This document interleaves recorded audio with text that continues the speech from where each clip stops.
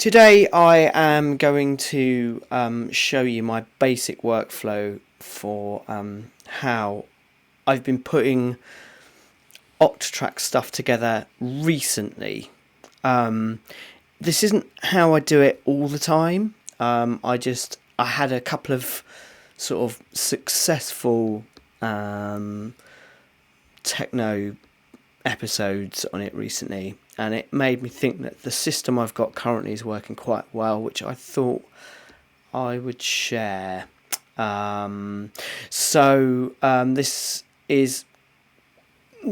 what I'm going to do is just like take an existing pattern.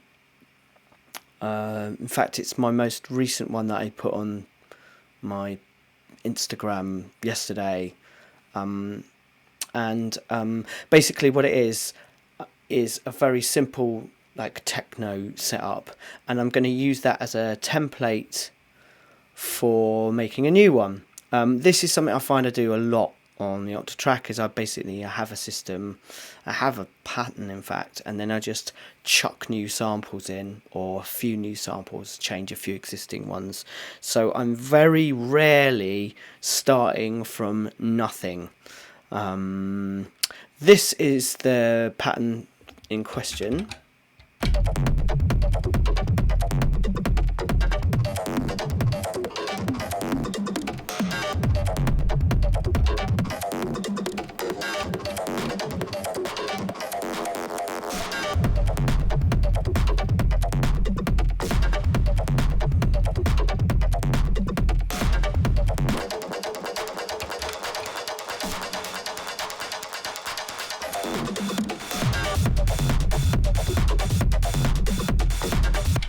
Okay, so I'm not going to have a whole jam with it. I just wanted to demo it quickly.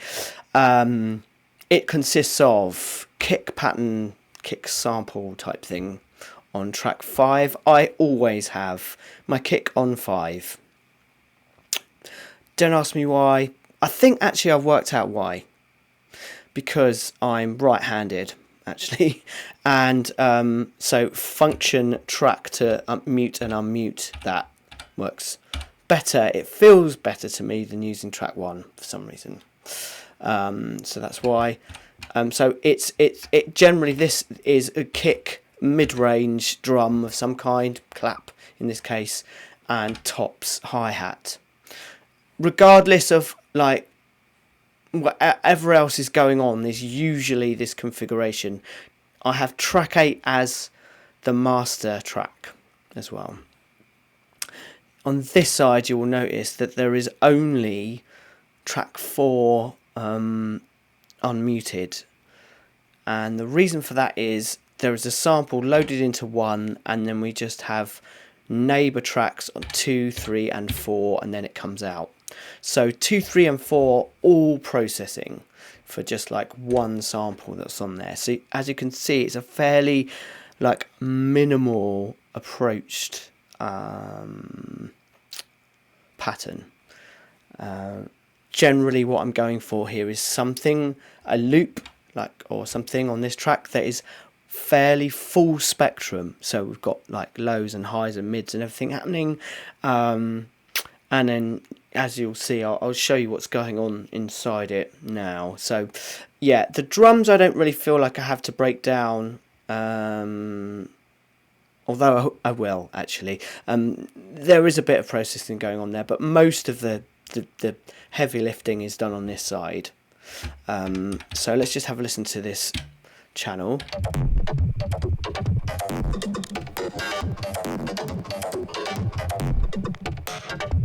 Right, so track 1, which is a, if you double click on it, you'll see it's a static machine playing a 140 like mashed up loop, and then yeah, on the first effects page of track 1 we have a filter. I'm a big fan of having filters as opposed to lo-fi machines on this generally, because it means that you get a filter and you also get the distortion on the second page. The only downside of that is you can't automate the second page, which is a bit of a shame. But it means that because as I'm sure you've realised, using the Octatrack, you have to really make the most of the effect slots that you have. And so I feel like having a filter and distortion in one effect slot is sort of like better than just having distortion. Although you get the other lo-fi effects, but I'd make less use of those generally. So yes, that's the first page. Second page is the DJ EQ, which as you can see is boosting a fair bit of low and a fair bit of high. So then that's going into track 2. In track 2 we have, look at that, another filter, but this filter has got the envelope sort of perking on so perking on 16th notes. What do I mean by perking? I mean triggering the envelope. So it's making it all more sort of like chopped up. And I'm guessing if I go into the second page, yeah, look at that, another level of distortion. Perfect. So if we look at the scene, because I'm moving, and I haven't got you can't see that in the camera. When I'm pressing scene B to have a look at what's happening. You can see that on the scene, when I move the crossfader, it's doing quite a lot to the filter and the decay time on that. In fact, look at that, it's doing loads across the board. Just one scene is doing stuff to all of the tracks. Anyway, I'll come back to that in just a moment and we can have a detailed look about what scene B is doing to all of it when I move the crossfader. So yeah, that's effect 1 on track 2. And then this one is in freeze delay mode. Freeze delay mode is something I always kind of, I don't know, I've got this like mental block of what the setup is for it. So I generally have one which I just copy the page and paste it to other places I need it. If you look in the second page, it shows you, I think it's worth just showing you this. It needs to be these settings basically for it to work as a freeze delay as opposed to like a normal delay. The other thing that's important is that you have the feedback all the way up and the send all the way up for it not to do anything, and as soon as you turn the send down it turns into a freeze. So yeah, those the other thing I can do live then, and again you won't be able to see me doing this, but if I put it into delay control, that's my delay control. I'm just pressing button 10 at the moment. Yeah, it's like more choppage.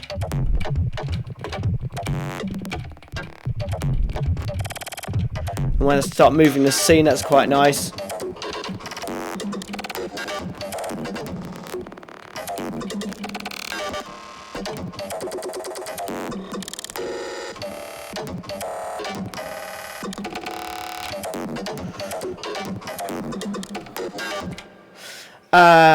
Yeah, so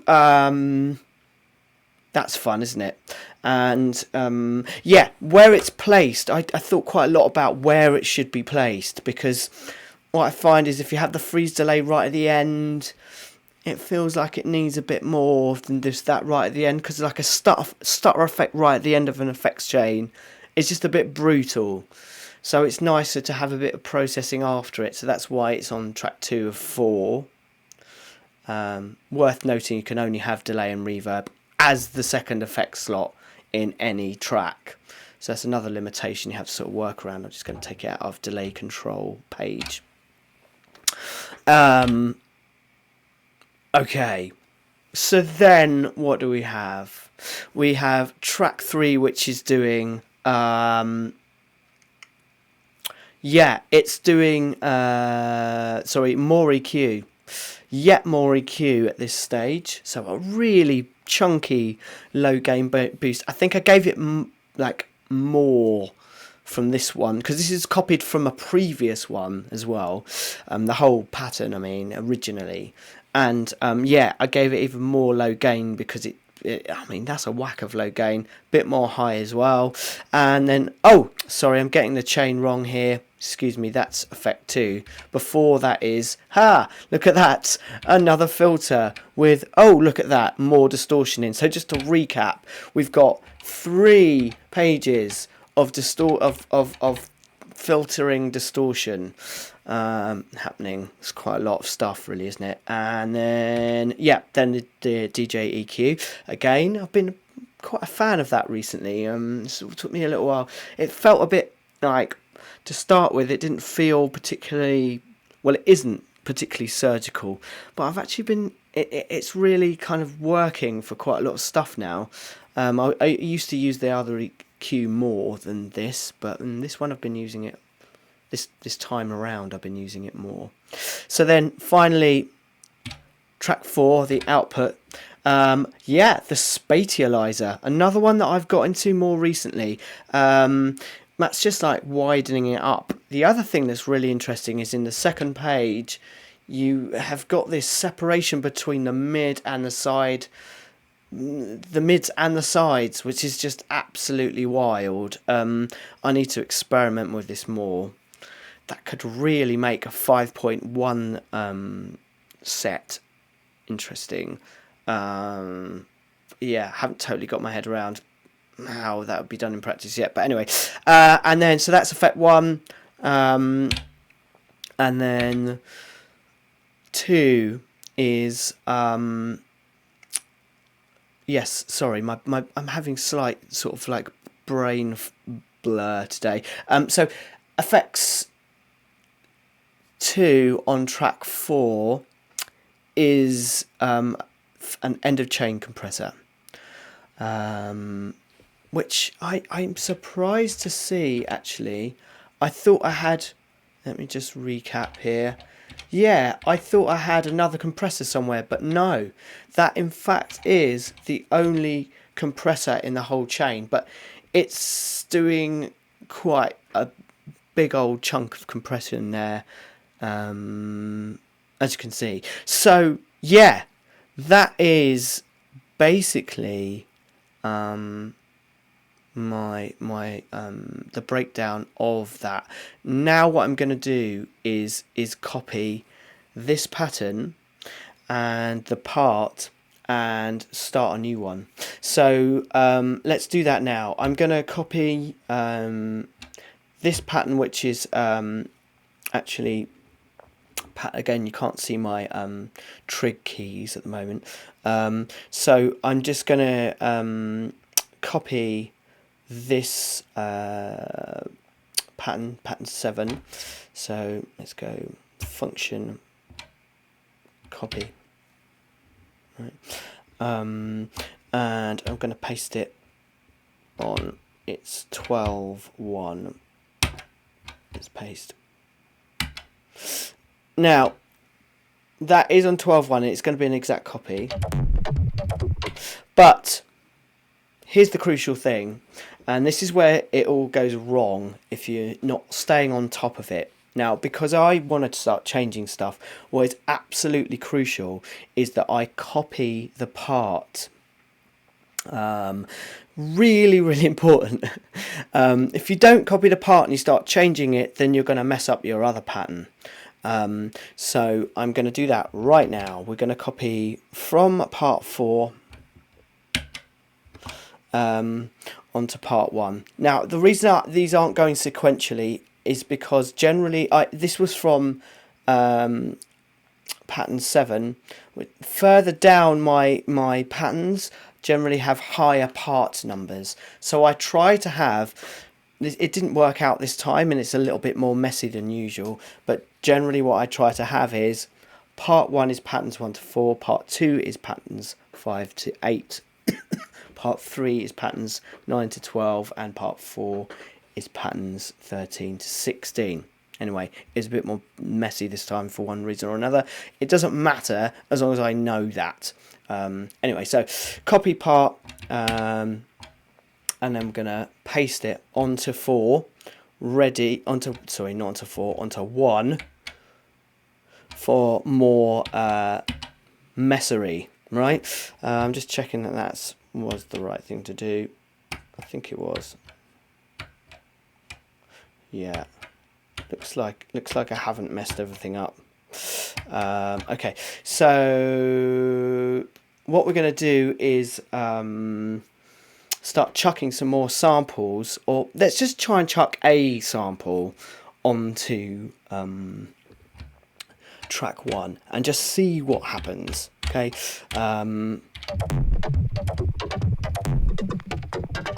So this one, I'm just gonna like go, and I think I loaded in some new ones. And as you can see, the other thing that's been going on is I'm really running out of slots, which has been an issue. I'm going to have to sort of address that quite soon. Yard. What else was I looking at? Yeah, here's a spare one. Oh no, here we go. These are new ones. Let's try that one. Right. Let's just see what happens. Choose.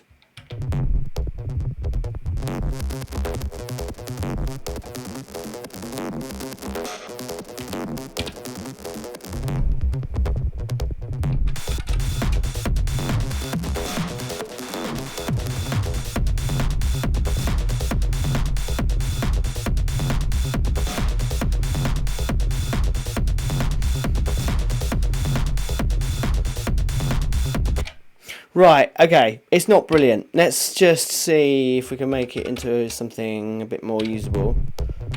Now, what's going on, if I go into my patterns, which you can't see, actually, which is slightly annoying. Let me see if I can bring... I'm just going to move my Octatrack up a little bit.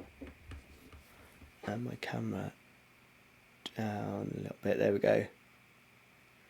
You can see that the slices, I need to sort this. I've been really struggling with the camera thing, because what happens is, as soon as the focus stays away from the screen, you can see I get a white out, and the screen isn't as clear. I'm working on it, but I'm not a camera expert really.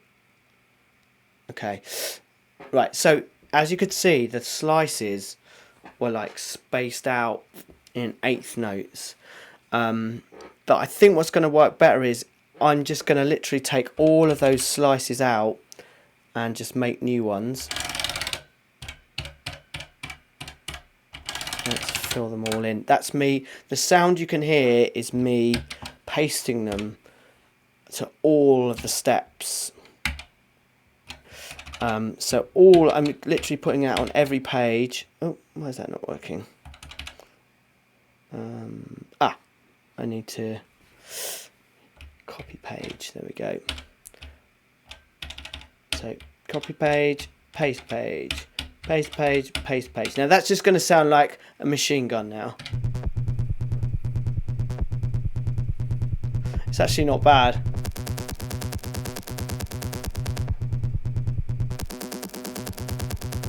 Now, I want it to hear all of the sequence, though.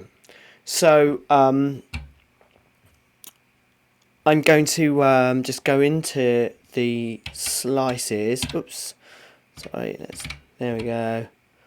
Slice. And if we just edit the slices, I'm going to just create the slice grid to create linear locks, right? So, here we go. Alter trigs. Let's do it. Now, the reason it's not doing it is because I haven't put that track in slice mode. So, sorry, this is a double tap. Oh yeah, slice mode is on. Why is that not doing my slicing for me? Let's have a look. Slice 1. It's just done them all as slice 1. I'm not sure what happened there. Let's try it again. Create The other thing I didn't do is actually create a slice grid at all. So now let's do that first. So slice grid. It's surprisingly more to think about when I'm making a video at the same time. This is the first. So let's try 64 slices. I think that's right, because I think it might be... Actually, let's see how long it is. Yes, it's 8 bars. So yeah, I think 64 will be about right. The other thing that's interesting is... the other thing that you sort of get used to quite quickly is it doesn't really matter if you get the slice grid wrong, because inevitably it will do something interesting. Quite often what I've done is just gone and changed the slice grid after I've done the sequencing, and it will just like chuck stuff out at you. So let's create a slice grid of 64 slices, and yeah, like that.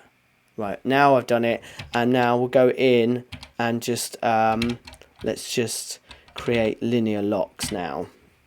That means it'll just map it.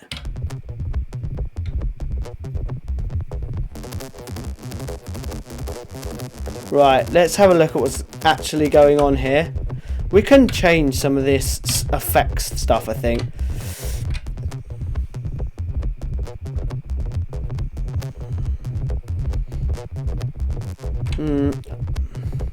What's going on with it?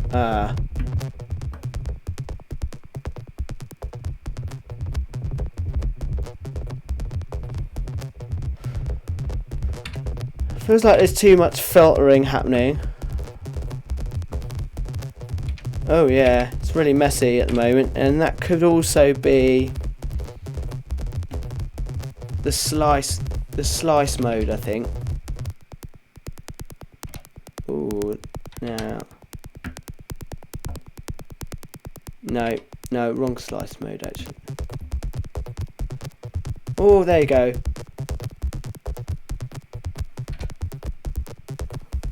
I'm going to take the spatializer out for now.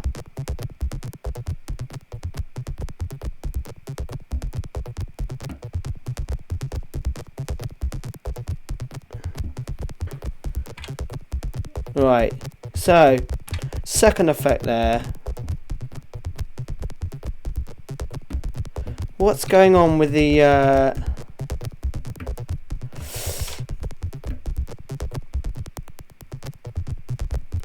yeah, just I think what's happening is the processing for this sample, it just makes it all sound a bit wrong.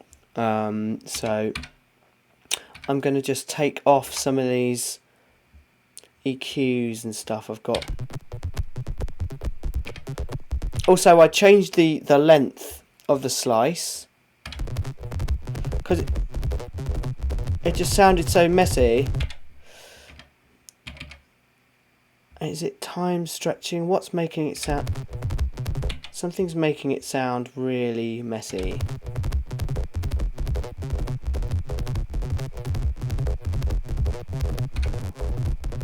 So bear with.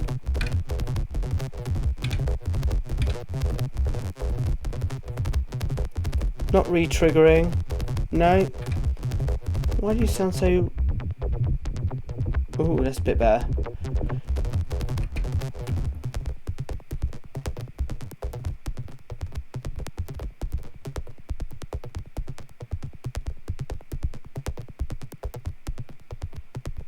Okay, I don't like that sample. Let's try a different one.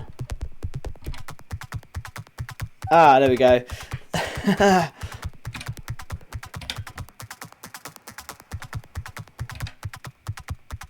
So, yes, sorry, the scenes. So by holding scene B, you can see there's stuff going on across the board on all of them. So it's boosting the high gain on track 1. On track 2, it's changing the filter settings, the decay, and the second effect it's doing freeze delay. If I move this all the way across, that's freeze delaying. It's also because the base filter of the freeze delay is up, that makes it sort of go higher in frequency with each subsequent delay. What's happening with this page? More filter modulation, volume modulation. There's like a dead one there, it's not doing anything there. Low, mid and highs on the DJ mixer. Input on the spatializer and gain on the compressor. A lot going on. I think what might be interesting is yeah, so we'll have some of that. Let's assign some of that.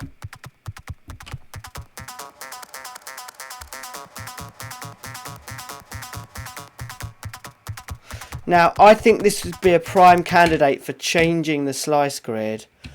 So let's just do that. So the slice grid. In fact, I haven't made one. So this is worth talking about as well, actually. So if you chuck something in that hasn't got a slice grid, what it will do is play it according to the slices, but it finds a different area to just like normal slices, and it can be really interesting, actually. So like chucking a sample in to a sliced static machine, but not creating a slice grid. But just anyway, let's do it anyway, because it might be fun. So we can always delete it afterwards. So into slice, let's create a slice grid. Let's try. I think before the reason it sounded a bit crappy was it was the wrong grid, actually. But try it now.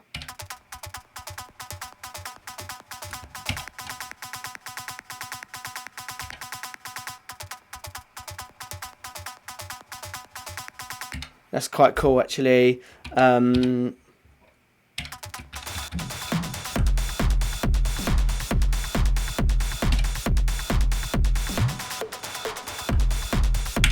Yeah, so on this last page, the last 2 pages, it's just doing rubbishness. So I'm gonna just limit this to 2 bars. Now I want it to cut through a bit more, so let's give it more volume. Oh, why are you still so yeah, sorry, I obviously changed the grid for the wrong page. This is something that you have to watch, actually. I was just changing the grid for one of the effects pages then. I'm also like having to put my yeah, it's just a bit more cumbersome doing this with a camera, basically, and a microphone. I've never done it like this before, so bear with.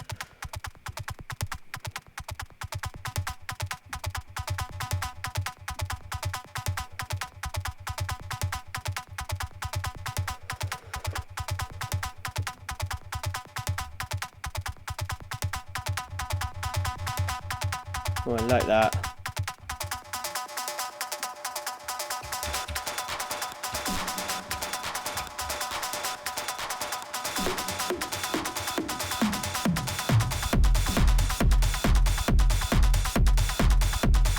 Let's move the grid.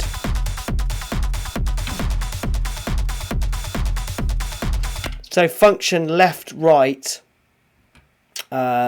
moves obviously the steps. Something I do a lot of.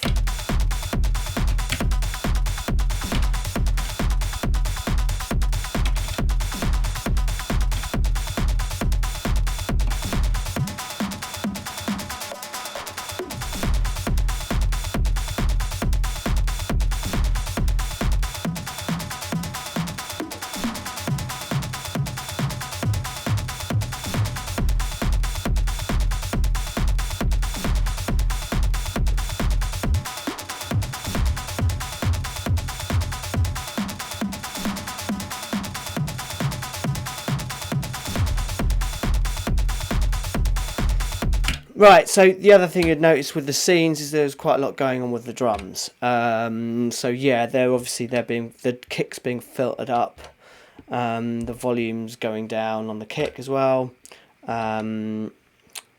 This one's just got like a reverb on the clap, which is getting wetter as it moves across.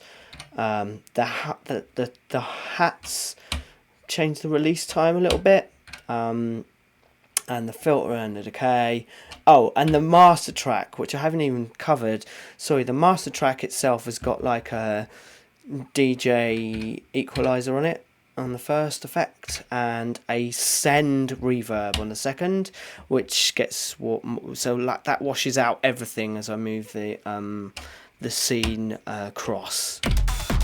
But I'm going to change some of these sounds, so let's use a different kick. I'm going to use a flex machine for this because I've got a few.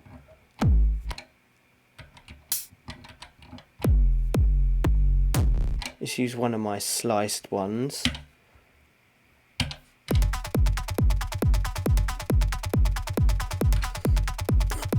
Also worth pointing out actually that the LFO is triggering the Q on the filter for each kick, which is giving it more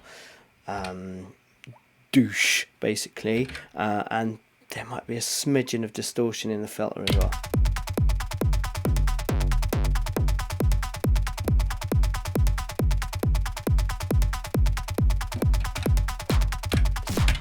For this, I'm just going to change. I think the change the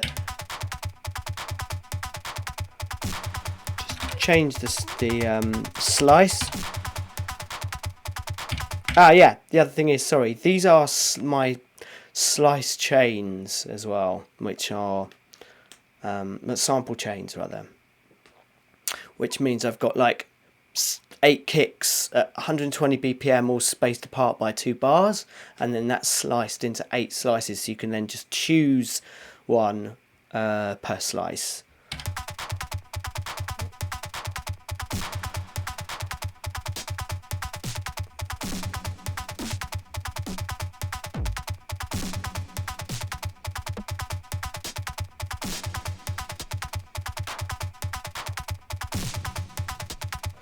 No, I don't want you. I want a different sample. So I put in some really... yes, my Patreon people recognise these because I made them last week.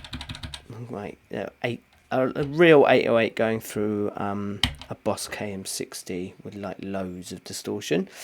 I've just got to remember how many slices it requires. I think it is let's just have a look at that.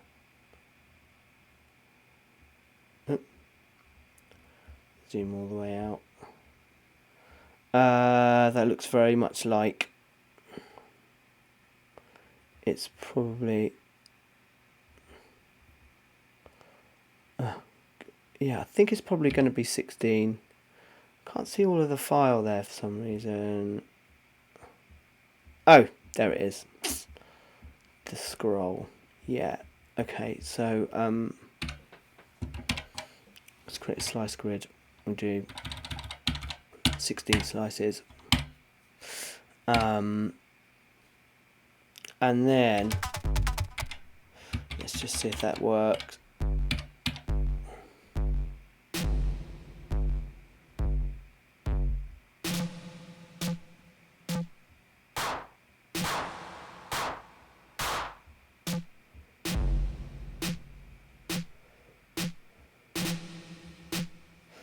That'll do.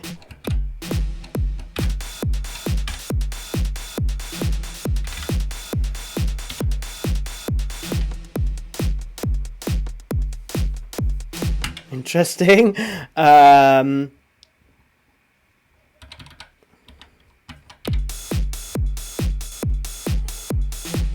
Just changing the sample up.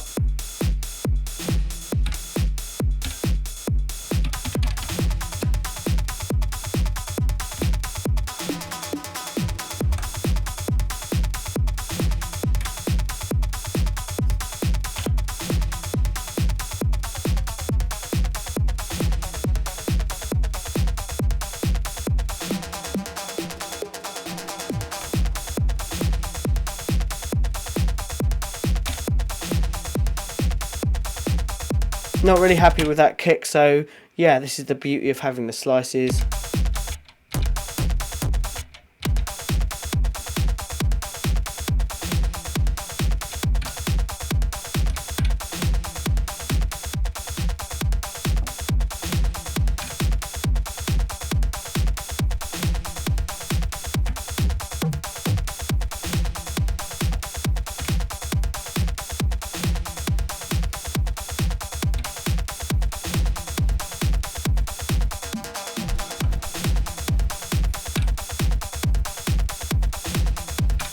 Change this from a reverb to something different, shall we?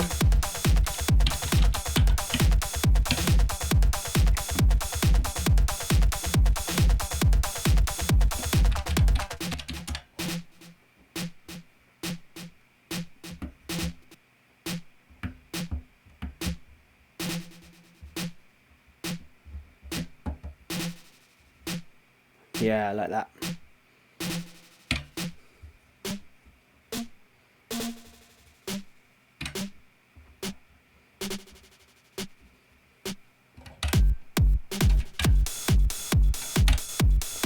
Yeah, it needs quite a lot of finessing, doesn't it?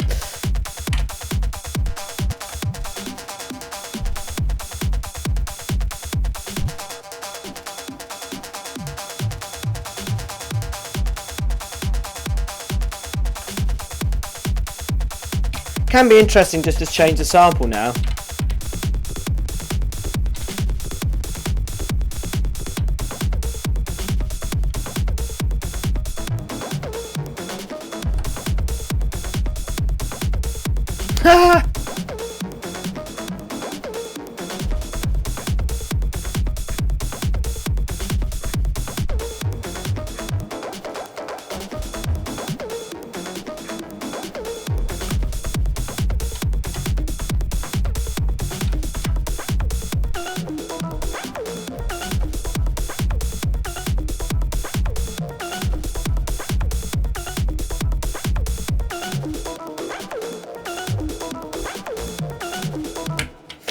Yeah, so there we have it. My recent workflow on Octatrack. Hope that was fun.